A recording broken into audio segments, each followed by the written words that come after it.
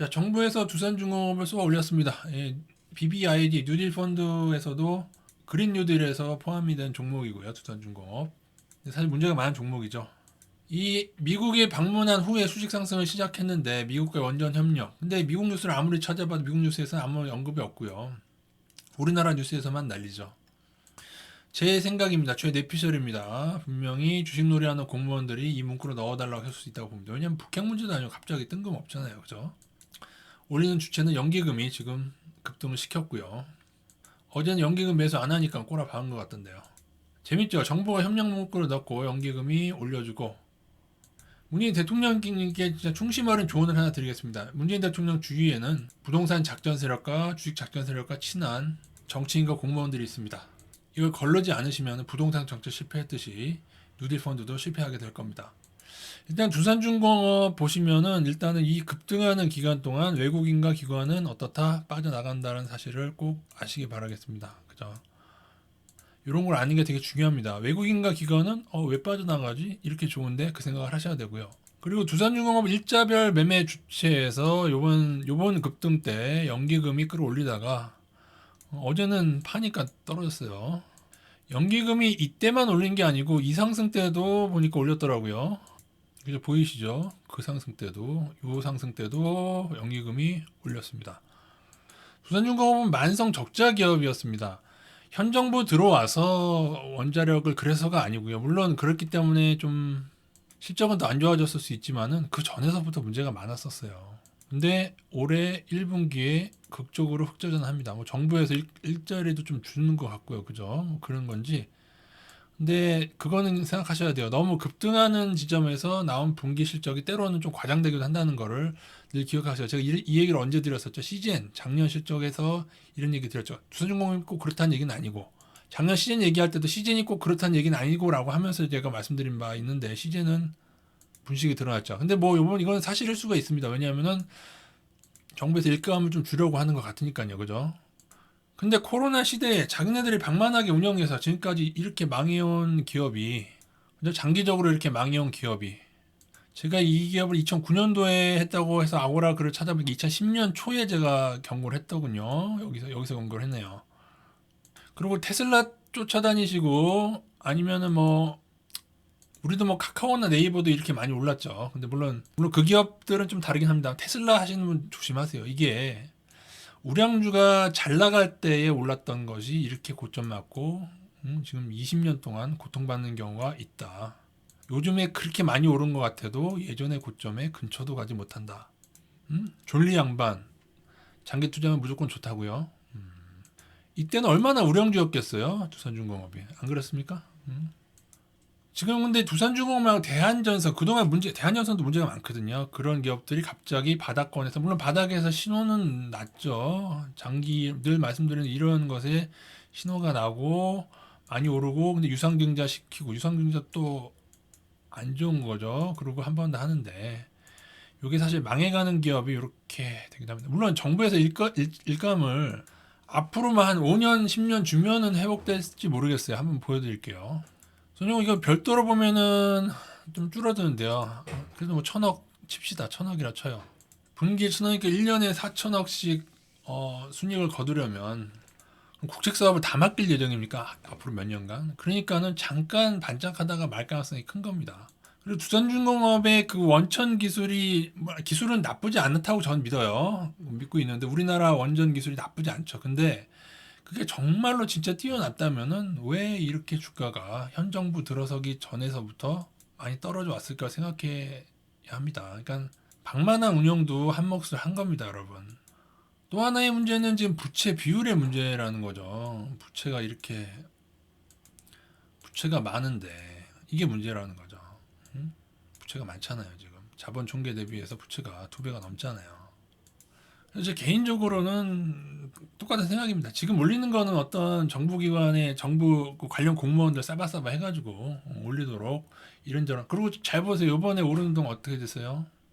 제가 한미약분 고점 경고 때 말씀드린 게 있죠. 계속 고점에서 호재가 막 빵빵 2, 3일 간격으로 지금 이것만이 아니에요. 무슨 수주 계속 지금 호재가 빵빵 터지잖아요. 이런 거는 오히려 위험한 걸 수 있다라는 생각인데, 근데 물론 전체 주식수 대비해서 그러니까는 거래량이 엄청 많이 나오긴 했어요 이번 주에. 그러니까 제가 그 말씀 드렸죠.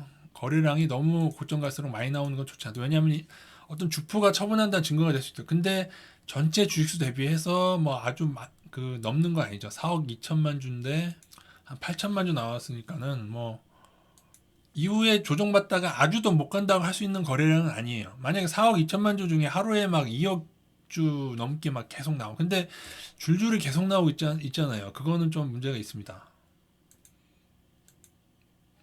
그러니까 요때 양봉 때 거래량이 거의 여기에 거의 최고, 얼마 전 최고 거래량에 맞먹는 거래량이 나왔기 때문에 어쨌든 거래량이 많이 나온다 그러면 누군가가 목적을 가니까, 제 생각에 연기금이 받아서 막 올려줬고요, 일부 기관하고 같이.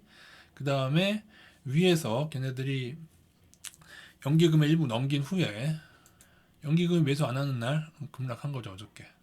그리고 주식선물 만기가 내일인데 주식선물 만기랑 좀 갇혀서 주식선물 놀이까지 같이 하는 것 같아요. 그죠? 그러니까 생각해보세요. 누군가 공무원이 두산중공업에 이런 호재가 있을 줄 알고 이렇게 연기금 올려줄 줄 알고, 그리고 주식선물이 내일 만기인데, 그러면은 요번 달에 주식선물 왕창 레버리지로 상방 투자한 공무원은 어떻게 했을까요? 떼도 먹는 거죠, 한 달 만에.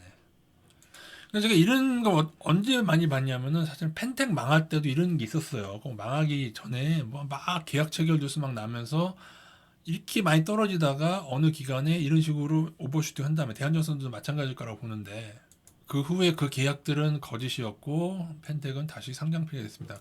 두산중공업 상장 폐지까지 갈 것 같지는 않고요. 물론 계속 적자가 반복돼서 망해가면 상장 폐지로 가겠지만 그럴 것 같지는 않고, 나중에는 법정 관리까지 생각을 해야 될 것 같습니다. 대한항공도 그렇고 대한전선도 그렇고 두산중공업도 그렇고, 그리고 여기에 정부기관이 좀 공무원이 관계된 것 같다라고 말씀드리겠습니다. 너무 티나잖아. 연기금 올려주고 연기금 운용자 관리해야 된다고 말씀드렸죠. 그래서 두산중공업 하방 투자하시는 분은, 그러니까 주식선물 하방 투자 개념 말씀드리면 이 MACD 상향, 그죠? 급등하기 전에 미리 좀 뜨죠. 이게 MACD 상방에 놀라운 힘입니다. 잘 걸리면 이게 걸려요. 그죠? 그리고 무조건 여기 전고점 뚫으면은 강한 상승 신호, 그죠? 끊어야죠 여기서. 그리고 주식선물에 이런 게 안 되시는 분은 제가 뭐라 그랬어요? 적립식으로 오를 때마다 하방을 치시는 방식. 하방 투자자를 위한 조언이었고요. 상방 투자자는 반대로 생각하시면 되겠고요. 중요한 건 여기가 끝일 것인가. 중간에 또 떨어지다 반등하겠죠. 저는 그렇게 봅니다. 반등하고 좀 헷갈리게 하다가 그러면서 외국인과 기관 마지막으로 더 빠져나올 기회를 주는 것 같고요. 정부에서 이 어려운 시기에 자영업자 지원 안 하고 그린 뉴딜 펀드로 펀드 지원해서 외국인과 기관들 빠져나올 기회를 만들어 주고 있는 것 같습니다. 제가 볼 때는. 제가 2010년도 1월에 여기에 아고라에 제가 두산중공업을 경고했다고 말씀드렸죠. 이때인데 제가 왜 경고했는지 그거를 찾아서 읽어드리겠습니다. 저는 아고라 첫글이 두산중공업 경고인 줄 알았는데 주식 펀드에서 경고가 첫글이었던 것 같아요. 왜냐하면 2009년부터인가 시작한 걸로 알고 있는데, 어쨌든 초창기 때 2010년도 1월 달에 제가 남긴 글입니다. 그때 두산 파생 손실로 인해서 마이너스로 돌아섰고, 그때도 저평가를 볼 수 없는 내용을 경고하고 있죠. 그 당시 외국인이 너무 많이 팔았고요. 그죠? 근데 펜텍에 대한 내용을 그때도 언급을 했었네요. 그때 수주를 뻥튀기 했었다. 그때도 좀 문제가 있는 공시가 있었던 것 같습니다. 제가 봤을 때. 그죠? 그러면서 뉴스만 가지고 투자했다가 낭패를 보게 됩니다. 그러나 하락했다는 뜻이 아니라 외국인들을 왜 팔고 있을까 곰곰이 생각하고 이성을 찾을 필요가 있습니다. 그죠? 그리고 저는 실적이 플러스로 전환하면은 그때 관심을 가지지 지금은 낙관할 수가 없다. 그런 내용들입니다.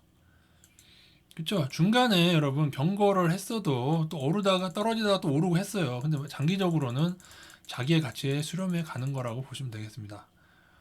정부가 뭐 한 10조 원가량 지원해 주지 않는 한 두산중공업은 이번 정부 때 조금 오르다가 다시 세락의 기로를 가게 될 것 같습니다. 2010년과 마찬가지로 외국인들도 빠져나가고 있네요.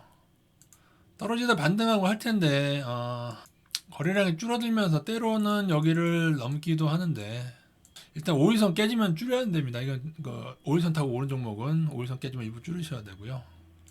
이후에는 단타의 영역이 될 텐데, 거래량이 계속 많이 나온다면은 추가 상승 힘들다. 그렇게 보시면 되고 거래량이 줄어들면은 때로 넘는 경우가 있다. 그 정도만 말씀드리겠습니다. 나중에 뭐 더